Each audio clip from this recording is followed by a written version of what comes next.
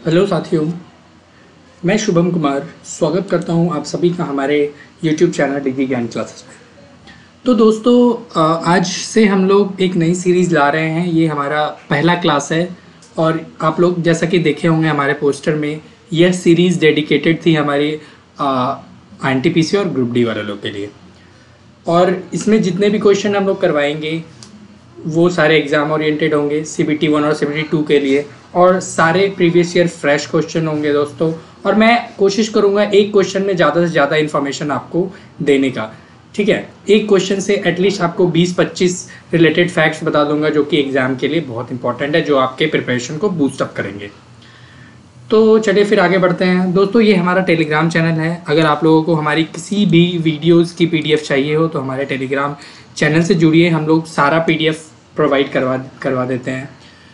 तो जैसा कि आप लोग जानते हो, ये हमारा Digi Gyan classes YouTube channel है, powered by Prem Kishan, and I am your educator Shubham Kumar, and presentation by Shruti Ganguly.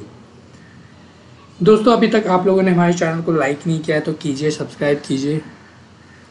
चलिए फिर आगे बढ़ते हैं। हमारा आज का पहला क्वेश्चन है, who is the founder of Gupta dynasty? गुप्त वंश का संस्थापक कौन है? आपके ऑप्शन है श्रीगुप्त, चंद्रगुप्त फर्स्ट, समुद्रगुप्त, चंद्रगुप्त सेकेंड। तो दोस्तों, इसका राइट आंसर है श्रीगुप्त, ठीक है। मैं आपको बताना चाहता हूँ, गुप्त वंश का कैपिटल पाटलिपुत्रा था, पहली जानकारी। फिर नेपोलियन ऑफ क्वेश्चन पूछा जाता है कि नेपोलियन ऑफ इंडिया किसे कहा जाता था, तो आप इसका आंसर समुद्रगुप्त होगा, ठीक है। फिर क्वेश्चन राइज होगा कि नालंदा को किसने बनवाया, तो इसका आंसर आप लोग दे सकते हो, नालंदा को कुमारगुप्त फर्स्ट ने बनवाया, के फर्स्ट, ठीक है। और मैं बता दूं, गुप्त वंश के काल में उज्जैन को गुप्त वंश का 2 बार राजधानी बनाया गया। ये भी क्वेश्चन पूछे जाते हैं एग्जाम में, ठीक है। और गुप्त वंश के शासक समुद्रगुप्त को कविराज का भी टाइटल दिया गया था। ये सारे इंपॉर्टेंट प्रीवियस ईयर क्वेश्चन है, ठीक है। चलिए फिर आगे बढ़ते हैं हमारे आज के दूसरे क्वेश्चन की ओर। Battle of Chandawar was fought in which year? Chandawar की लड़ाई किस वर्ष में लड़ी गई थी? 1191, 1192, 1193, 1194। तो इसका राइट आंसर है 1194। चंदावर की लड़ाई 1194 में लड़ी गई थी, जिसे हम लोग बैटल ऑफ चंदावर के नाम से भी जानते हैं। और दोस्तों, ये घोड़ी और जयचंद के बीच लड़ी गई थी, ठीक है। घोड़ी वर्सेस जयचंद, जिसमें कि घोड़ी जीत गया, जयचंद हार गया, ठीक है। और दोस्तों, मैं आपको इसका ट्रिक बताना चाहता हूँ। अगर आप ये बैटल ऑफ चंदावर को ट्रिक से याद करना चाहते हो तो मैं ट्रिक भी सारे अपने जीके की प्रोवाइड आप लोगों को करता हूँ। तो इसका ट्रिक है चलो गुजरात, ठीक है। चलो Gujarat, CH for Chandawar, G for घोड़ी एंड J फॉर जयचंद। ये चलो गुजरात 1194, ठीक है। ये आपका शॉर्ट ट्रिक है बैटल ऑफ चंदावर की। चलिए फिर आगे बढ़ते हैं। मैं आपको थोड़ा ये 1191 में बैटल ऑफ तराइन फर्स्ट हुआ था, BT, ठीक है। आप लोग कॉपी में नोट डाउन कर लेना, BT first, battle of Tarain first हुआ था 1191 में। 1192 में बैटल ऑफ तराइन सेकेंड हुआ था। और दोस्तों, मैं आपको बताना चाहता हूँ, 1191 में battle of Tarain 1 Prithviraj Chauhan versus Mohammad Ghori हुआ था, ठीक है। पृथ्वीराज चौहान वर्सेस घोरी, जिसमें कि घोड़ी हार गया था। और वापस से 1192 में बैटल ऑफ तराइन 2 हुआ, ठीक है, जिसमें कि पृथ्वीराज चौहान और घोड़ी वापस से लड़े और पृथ्वीराज चौहान यह युद्ध हार गए। दोस्तों, मैं आपको ट्रिक भी प्रोवाइड करना चाहता हूँ 1191 बैटल ऑफ तराइन फर्स्ट और तराइन 2 की। तो तराइन फर्स्ट का ट्रिक है TGP 1191। आप इसको अगर ऐसे रिलेट करके याद करेंगे तो याद हो जाना है, TGP 1191। T for Tarain, battle of Tarain, G for Ghori, P for Prithviraj, 1191। फिर दूसरा बैटल ऑफ तराइन दूसरा का ट्रिक है TGP 1192, ठीक है। T for Tarain, G for Ghori, and P for Prithviraj Chauhan. तो दोस्तों ये था हमारा रिलेटेड ये ट्रिक। और दोस्तों मैं थोड़ा घोरी के बारे में भी आपको ब्रीफ इंफॉर्मेशन थोड़ा देना चाहता हूँ। ये जो घोरी था ये इसकी डायनेस्टी थी घोर, ये घोर डायनेस्टी से बिलोंग करता था, ठीक है। और दोस्तों मैं आपको बताना चाहता हूँ घोरी ने हमारे भारत पे बहुत बारी आक्रमण किया और घोड़ी का सबसे फेमस आक्रमण था ये 1191 और 1192 का और 1194 का, जो एग्जाम में बहुत बार पूछ लिए जाते हैं, ठीक है। और दोस्तों घोड़ी सुन्नी संप्रदाय से बिलोंग करता था, ठीक है। और मैं आपको बता देना चाहता हूँ घोड़ी की हत्या 1206 में हुई थी। तो कहाँ हुई थी ये भी क्वेश्चन पूछ लिया जाता है, ठीक है। मैं आपको ब्रीफ जानकारी एक ही क्वेश्चन से प्रोवाइड करवाना चाह रहा हूँ। 1206 15 मार्च को घोड़ी की हत्या कर दी गई थी। कहाँ की गई थी? तो दमयक नामक स्थान पर घोड़ी की हत्या कर दी गई थी, ठीक है। घोड़ी का बहुत सारा इंपॉर्टेंट युद्ध है जिसमें कि आपका मुल्तान का 1175 का युद्ध है, ठीक है। फिर आपका पाटन गुजरात का युद्ध है 1178 का। फिर आपका लाहौर अटैक है, ये बैटल ऑफ तराइन होने से पहले 1186 में लाहौर का युद्ध घोड़ी जीत के आया था, ठीक है। तो बहुत ही कॉन्फिडेंस से वो हराना चाहता था पृथ्वीराज चौहान को, जिसमें कि पहले युद्ध में क्या हुआ, वो हार गया घोड़ी। दूसरी युद्ध में फिर वो पृथ्वीराज चौहान को हरा दिया। लेकिन और दोस्तों मैं आपको बताना चाहता हूँ घोड़ी कॉइन भी इशू किया था। उसके कॉइन पे एक साइड लक्ष्मी माता की चित्रहारी मूर्ति बनी हुई थी, ठीक है। तो ये थे इंफॉर्मेशन रिलेटेड आपके सारे बैटल ऑफ तराइन से। तो दोस्तों चलिए आगे बढ़ते हैं। हमारा तीसरा क्वेश्चन है Al Biruni came to India along with whom. Al Biruni किसके साथ भारत आया था? तो आपके ऑप्शन है नादिर शाह, गजनवी होना है, गजनवी, इल्तुतमिश, मुबारक शाह। तो दोस्तों अल बरूनी गजनवी के साथ आया था। और ये कब आया था मैं आपको बताना चाहता हूँ। ये 1017 में आया था, ठीक है, 1017 में आया था। दोस्तों ये अल बरूनी गजनी के साथ 1017 में आया। और मैं आपको बताना चाहता हूँ अल बरूनी का एक बहुत ही फेमस बुक है जो एग्जाम में बहुत बार पूछा गया है, वो है किताब उल हिंद, ठीक है। ये क्वेश्चन बहुत बार एग्जाम पूछा है, सभी एग्जाम में पूछा गया है, ठीक है। किताब उल हिंद, ठीक है। और दोस्तों मैं आपको बताना चाहता हूँ गजनवी के बारे में। तो दोस्तों गजनवी के दरबार में 4 स्कॉलर थे, ठीक है, जिसमें कि एक अल बरूनी था, फिर फिरदौसी था, उल्बी था और फारूकी था, ठीक है। गजनवी ने भी सिक्के जारी किए, जिस तरह घोड़ी ने जारी किए थे उसी तरह गजनवी में ने भी सिक्के जारी किए थे। इनके सिक्के संस्कृत के सिक्के थे, ठीक है। ये भी क्वेश्चन है, गजनवी ने संस्कृत के सिक्के जारी किए। और गजनवी का एक टाइटल भी है, ठीक है, उस गजनवी को उस नाम से जाना जाता है। तो मैं आपको बताना चाहता हूँ गजनवी का टाइटल बुद्ध शिकन का भी है, कभी कभी ये मूर्ति भंजक के नाम से भी जाना जाता है। तो दोस्तों एग्जाम में पूछते हैं कि गजनवी का और कौन सा टाइटल था, या मूर्ति भंजक किसे कहा जाता है, या फिर बुद्ध शिकन किसे कहा जाता है, तो आप लोग इसका गजनवी आंसर करोगे, ठीक है। और दोस्तों गजनवी, एक और क्वेश्चन इससे भी अराइज होता है कि गजनवी का क्या उद्देश्य था भारत पर हमला करने का? तो उद्देश्य भारत पर हमला करने का यह था कि वह भारत का धन लूटना चाहता था, ठीक है। क्यों लूटना चाहता था ये भी क्वेश्चन है कि क्यों लूटना चाहता था। तो वो धन इसलिए लूटना चाहता था क्योंकि वो मध्य एशिया में अपना एक बहुत बड़ा विशाल साम्राज्य खड़ा करना चाहता था। इस वजह से वह भारत पर आक्रमण करता था। वह आक्रमण भारत पे धन लूटने के ही मेन उद्देश्य करता था। और दोस्तों मैं आपको बता दूं उसने भारत पे 17 टाइम्स, ये बहुत फेमस गजनवी के आक्रमण है, 17 बार उसने भारत पर आक्रमण किया, बहुत सारे मंदिरों की मूर्तियां तोड़ी। तो चलिए फिर आगे बढ़ते हैं, इसका आंसर है गजनवी, ठीक है। चलिए आगे बढ़ते हैं हमारे आज के चौथे क्वेश्चन की ओर। Who was the viceroy at the time of salt Satyagraha? नमक सत्याग्रह के समय वाइसराय कौन था? पहला है लॉर्ड इरविन, दूसरा है वॉरेन हेस्टिंग, तीसरा है विलियम बेंटिक और चौथा है लॉर्ड लिटन। तो दोस्तों इसका राइट आंसर है लॉर्ड इरविन। ये नमक सत्याग्रह, सॉल्ट सत्याग्रह, ये गांधी जी के द्वारा शुरू किया गया था और यह शुरू हुआ था 12 मार्च को 1930। 12 मार्च 1930 से इसकी शुरुआत हुई और दोस्तों ये ख़त्म कब हुआ, ये ख़त्म हुआ था 6 अप्रैल 1930 को। ठीक है, ये इंपॉर्टेंट है, एग्जाम में पूछ लिए जाते हैं कि नमक सत्याग्रह कब शुरू किया गया था।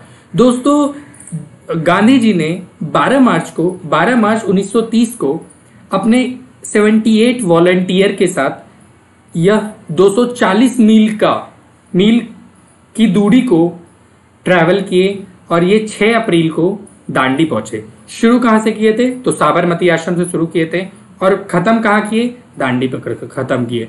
दांडी, जब वह दांडी पहुंचे वहाँ उन्होंने इस सत्याग्रह, सॉल्ट सत्याग्रह को ख़त्म किया और इसका टोटल डिस्टेंस 384 किलोमीटर का था। किलोमीटर में अगर क्वेश्चन पूछा जाए तो आप 384 बोलोगे, अगर मील्स में पूछा जाए तो आप लोग 240 मील्स बोलोगे। ठीक है, तो ये सब क्वेश्चन सॉल्ट सत्याग्रह से पूछ ले जाते हैं। और अभी हम लोग क्वेश्चन में ही पढ़े हैं कि वाइसराय कौन थे, तो वाइसराय लॉर्ड इरविन साहब थे। ठीक है, चलिए फिर आगे बढ़ते हैं। हमारा next question, valley international park is situated in which country. Valley international park किस देश में स्थित है, तो आपके ऑप्शन है यूएसए, स्विट्जरलैंड, न्यूजीलैंड और यूके। तो इसका राइट आंसर है साथियों यूएसए। ठीक है, वैली इंटरनेशनल पार्क यूएसए में स्थित है। ये बहुत बारी क्वेश्चन पूछ लिया गया है। और दोस्तों मैं आपको एक बार और एक और चीज़ बता देना चाहता हूँ जो बहुत बारी एग्जाम में पूछे गए हैं। क्वेश्चन पूछा गया है कि ब्लैक फॉरेस्ट कहाँ पाया जाता है। ये क्वेश्चन एसएससी में भी पूछा गया है, एनटीपीसी का भी ये क्वेश्चन है, ब्लैक फॉरेस्ट कहाँ पाया जाता है। तो इसका राइट आंसर है जर्मनी। ठीक है, जर्मनी में ये ब्लैक फॉरेस्ट पाया जाता है। और दोस्तों ये जो आपका स्विट्जरलैंड है, स्विट्जरलैंड में हमारी बहुत सारी इंटरनेशनल ऑर्गेनाइजेशन है। अगर आप लोगों ने हमारे इंटरनेशनल ऑर्गेनाइजेशन की वीडियो नहीं देखी है तो हमारे स्टैटिक जीके वाले प्लेलिस्ट में पड़ी है, आप लोग बिल्कुल जाइए वहाँ से देख लीजिए। ठीक है, तो मैं आपको बता रहा था स्विट्जरलैंड के बारे में। तो दोस्तों स्विट्जरलैंड में बहुत सारे इंटरनेशनल ऑर्गेनाइजेशन का हेडक्वार्टर है, जैसे कि आपका WTO, वर्ल्ड ट्रेड ऑर्गेनाइजेशन, इसका हेडक्वार्टर आपका स्विट्जरलैंड में है। फिर है आपका ILO, इंटरनेशनल लेबर ऑर्गेनाइजेशन। ठीक है, फिर आपका है WMO, world meteorological department organisation, WMO। फिर आपका है WHO, जो अभी बहुत ही हाल ही में फेमस है, जिसके चीफ है अधैनम जी, टेड्रोस अधैनम जी, इसका भी हेडक्वार्टर स्विट्जरलैंड में है। फिर आपका WEF, वर्ल्ड इकोनॉमिक फोरम, इसका भी हेडक्वार्टर स्विट्जरलैंड में है। चलिए फिर आगे बढ़ते हैं। हमारा आज का next question, which constitutional amendment voting age was reduced. किस संवैधानिक संशोधन द्वारा मतदान की आयु कम की गई थी। तो आपके ऑप्शन है 60th, 61st, 92nd, 102। तो इसका राइट आंसर है 61st साथियों। 61वां अमेंडमेंट, और ये कब हुआ था, ये 1989 में हुआ था। 61वां अमेंडमेंट 1989 में हुआ था। 61वें अमेंडमेंट से वोटिंग एज को कम कर दिया गया। ठीक है, वोटिंग एज पहले 21 साल था, जिससे कि घटाकर 18 साल कर दिया गया। ठीक है, और मैं आपको बताना चाहता हूँ ये जो हमारा 102 अमेंडमेंट है, 102वां अमेंडमेंट ये है बैकवर्ड क्लास कमेटी की अमेंडमेंट है। ठीक है, और दोस्तों ये 92nd अमेंडमेंट के तहत हम लोग 8th शेड्यूल को अपने संविधान में जोड़े थे। ठीक है, 8th शेड्यूल याद रखिएगा, बहुत बारी ये क्वेश्चन पूछ लिया जाता है। 8th शेड्यूल में क्या क्या आती है, तो 4 लैंग्वेज आती है। मैं तो इसका ट्रिक बनाया था, BDMS, ये लैंग्वेज का शेड्यूल है। BDMS, B for Bodo, D for Dogri, M for Maithili and S for Santhali. ठीक है, तो ये था आपका 92nd अमेंडमेंट। 92nd अमेंडमेंट में इन 4 लैंग्वेज को संविधान में जोड़ा गया था 8वें शेड्यूल के तौर पर। चलिए फिर आगे बढ़ते हैं। और दोस्तों ये जो 92nd अमेंडमेंट हुआ था ये 2003 में हुआ था। ठीक है, चलिए फिर आगे बढ़ते हैं। हमारा आज का नेक्स्ट क्वेश्चन, आज का दूसरा सवाल क्या है उसके बारे में जान लेते हैं। दोस्तों आज का दूसरा सवाल है, which state is known as gateway of South India? Gateway of South India किस राज्य को दक्षिण भारत का प्रवेश द्वार कहा जाता है? तो आपके ऑप्शन है चेन्नई, कोयम्बटूर, अहमदाबाद, केरल। तो इसका राइट आंसर है चेन्नई। ठीक है। और दोस्तों चेन्नई को गेटवे ऑफ साउथ इंडिया कहा जाता है। और भी बहुत सारे शहर हैं जिनको और भी नामों से जाना जाता है, जिसमें कि आपका पिंक सिटी के बारे में आप लोग जानते होंगे। ये सब क्वेश्चन है जो भी मैं आपको बता रहा हूँ, सारे प्रीवियस ईयर क्वेश्चन है। मैं कोशिश कर रहा हूँ आपको एक क्वेश्चन में ज़्यादा से ज़्यादा इन्फॉर्मेशन देने की। ठीक है। ये मेरा सीरीज 15 क्वेश्चन का है, लेकिन इन सारे 15 क्वेश्चन से मैं आपको एटलीस्ट 50 क्वेश्चन का कंटेंट प्रोवाइड कर दूंगा। ठीक है। पिंक सिटी जयपुर को कहते हैं। ठीक है। फिर नेक्स्ट है हमारा city of lakes. City of lakes Udaipur को कहा जाता है। ब्लू या सन सिटी हम लोग नासिक को कहते हैं, सॉरी जोधपुर को कहते हैं। फिर मैनचेस्टर ऑफ इंडिया अहमदाबाद को कहते हैं। और दोस्तों डायमंड सिटी, सूरत को डायमंड सिटी बोला जाता है। सिटी ऑफ नवाब लखनऊ को बोला जाता है। लैंड ऑफ लीची हमारे बिहार का मुजफ्फरपुर को कहा जाता है। तो दोस्तों ये सारे सवाल हैं जो भी मैंने आपसे डिस्कस किया। और दोस्तों आप लोग जानते होंगे चेन्नई कहाँ है? तो चेन्नई तमिलनाडु में है। चलिए फिर आगे बढ़ते हैं। आज का हमारा 8वां question, which of the following is not an inner planet? निम्नलिखित में से कौन सा आंतरिक ग्रह नहीं है? तो आपके ऑप्शन है मरकरी, वेनस, अर्थ, सैटर्न। तो दोस्तों इसका राइट आंसर है सैटर्न। ठीक है। आंतरिक ग्रह के अंतर्गत कौन कौन से आते हैं? मरकरी आते हैं आपके, वेनस आता है, अर्थ आता है। ठीक है। और ये जो आंतरिक ग्रह है, मैं आपको बताना चाहता हूँ ये आंतरिक ग्रह क्या होता है। जो भी ग्रह, जो भी सैटेलाइट प्लैनेट किसी भी एस्ट्रॉइड बेल्ट में आते हैं तो उनको हम लोग इनर प्लैनेट बोलते हैं। दोस्तों बहुत बार एक और क्वेश्चन इससे रिलेटेड पूछा जाता है कि जोवियन प्लैनेट किसे कहा जाता है? ठीक है। जोवियन प्लैनेट को हम लोग जाइंट प्लैनेट भी बोलते हैं। ठीक है। ये बहुत बार क्वेश्चन पूछा जाता है कि जोवियन प्लैनेट कौन कौन से हैं। तो मैं आपको बताना चाहता हूँ जोवियन प्लैनेट है J Jupiter, S Saturn, U Uranus and N Neptune. ये बहुत इंपॉर्टेंट है, आप इसको याद रख लेना। ठीक है। और टोटल कितने प्लैनेट पाए जाते हैं? तो उसका शॉर्ट ट्रिक है MVEMJSUN। ठीक है। टोटल 8 प्लैनेट है। चलिए फिर M for Mercury, V for Venus, E for Earth, M for Mars, J for Jupiter, S for Saturn, U for Uranus and N for Neptune. ठीक है। चलिए फिर आगे बढ़ते हैं। हमारा आज का 9th क्वेश्चन, आज का हमारा 9वां सवाल, विच of the following passes is not situated in Jammu Kashmir? निम्नलिखित में से कौन सा पास जम्मू कश्मीर में स्थित नहीं है? तो आपके ऑप्शन है नीति पास, खारदुंगला पास, जोजिला पास, बनिहाल पास। तो इसका राइट आंसर है दोस्तों, मैं आपको बताना चाहता हूँ इसका राइट आंसर है जो खाबे, इसको आप रिलेट कर सकते हो नीति पास। नीति पास जम्मू कश्मीर में स्थित नहीं है। मैं आपको एक शॉर्ट ट्रिक देना चाहता हूँ। जम्मू कश्मीर की जितनी भी पासेस हैं उसका मैं आपको एक शॉर्ट ट्रिक देना चाहता हूँ। जम्मू कश्मीर में ये जोजिला पाया जाता है, खारदुंगला पाया जाता है और बानीहाल पाया जाता है। ठीक है। तो इसका ट्रिक है जो खा बे। ये मैंने बनाया, ये खुद से मेरा अपना ट्रिक है जिससे मैं याद रखा हूँ। जो फॉर जोजिला पास, ठीक है, खा फॉर खारदुंगला पास, बे फॉर बानीहाल पास। तो आप लोग ऐसे 2-3 बार याद रखोगे, 2-3 बार 3-4 बार पढ़ोगे तो याद हो जाएगा। ठीक है। जो खाबे, जो जिला, खारदुंगला और एक बानीहाल।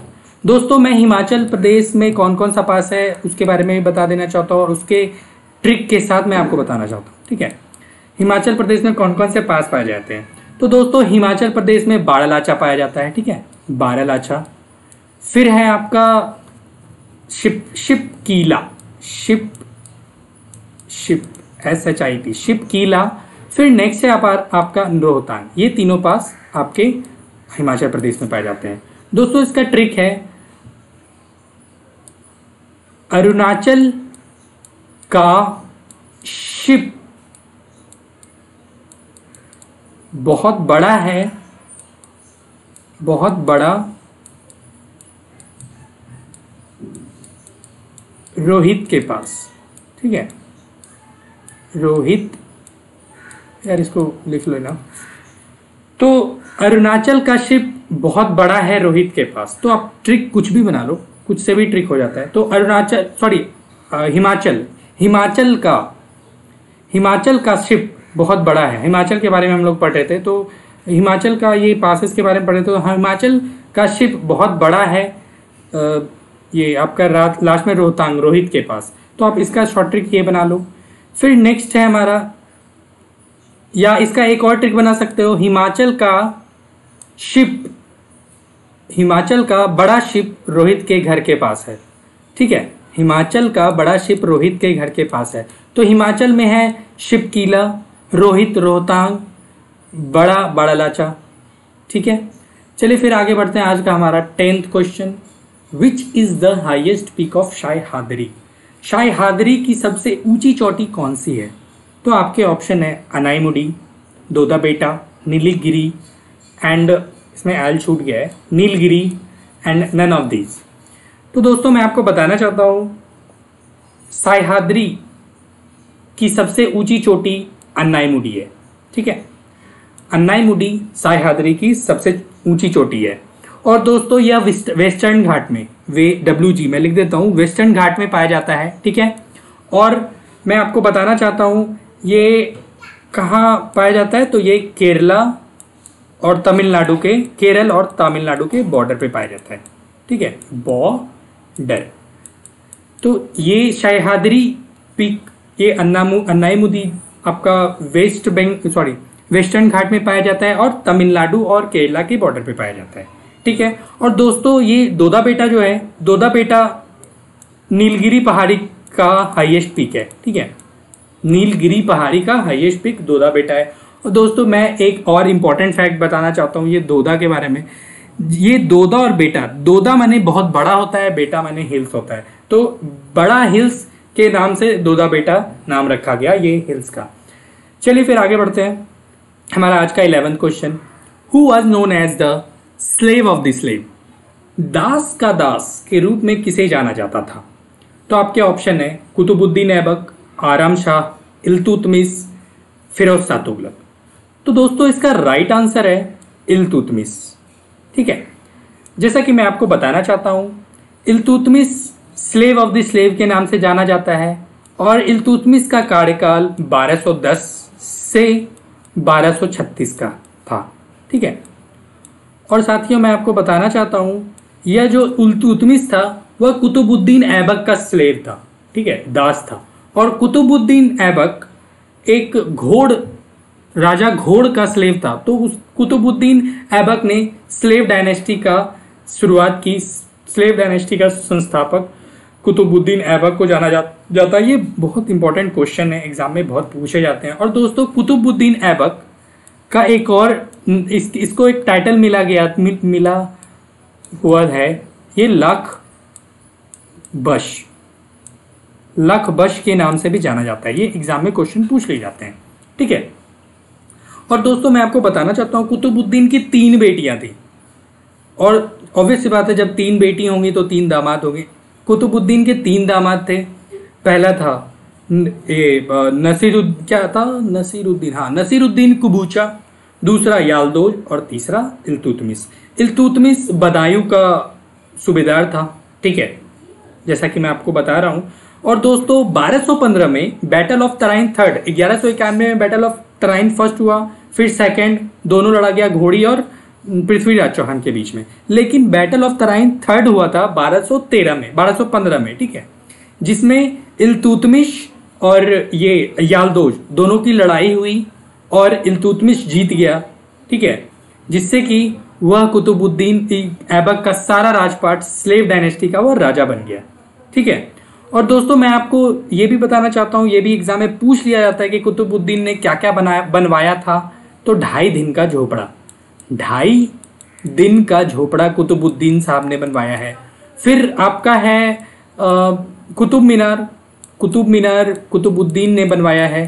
ठीक है, तो चलिए फिर आगे बढ़ते हैं। हमारा आज का नेक्स्ट क्वेश्चन, 12वां question, who was the president of Congress in the session of 1886? 1886 के सत्र में कांग्रेस का अध्यक्ष कौन था? तो आपके ऑप्शन है जॉर्ज यूल, मोतीलाल नेहरू, अन्नी बेसेंट एंड दादा भाई नौरोजी। तो दोस्तों इसका राइट आंसर है दादा भाई नौरोजी। 1885 में कांग्रेस का एस्टेब्लिशमेंट हुआ था और 1886 में दादा भाई नौरोजी कांग्रेस के अध्यक्ष बने थे। ठीक है, और दोस्तों मैं आपको बताना चाहता हूँ दादा भाई नौरोजी ग्रैंड ओल्ड मैन के नाम से भी फेमस हैं। ठीक है, ये क्वेश्चन पूछा गया है। और जैसा कि मैं आपको बताना चाहता हूँ ये एन्नी बेसेंट के बारे में, तो ये एन्नी बेसेंट हमारे इंडियन नेशनल कांग्रेस की पहली महिला प्रेसिडेंट बनी थी। ठीक है, और यह कब बनी थी? तो ये 1917 में बनी थी।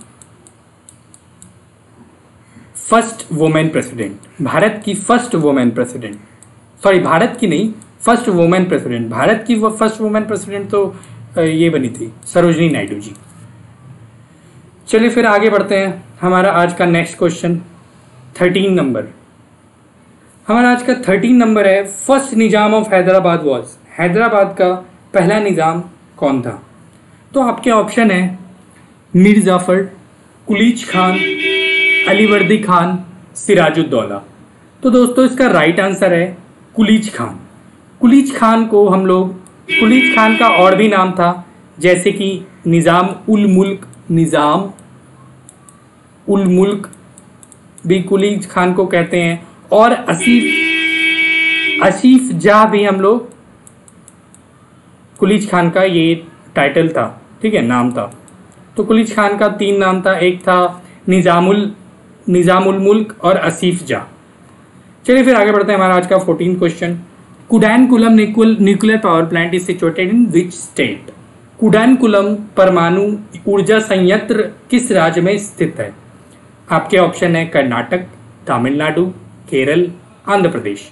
तो दोस्तों इसका राइट आंसर है तमिलनाडु। ठीक है, कुडानकुलम तमिलनाडु में स्थित है। और मैं आपको एक और बताना चाहता हूँ, तमिलनाडु, फिर आपका तारापुर, ये सब मोस्ट इंपॉर्टेंट एग्जाम में पूछ लिए जाते हैं। ये तारापुर महाराष्ट्र में है। ठीक है, और फिर रावत भाटा, ये रावत भाटा राजस्थान में है। ठीक है, और फिर कैगा, ये भी बहुत बार पूछा गया है, कैगा कर्नाटक में है। नरोरा ये यूपी में है। ठीक है, नरोरा यूपी में है।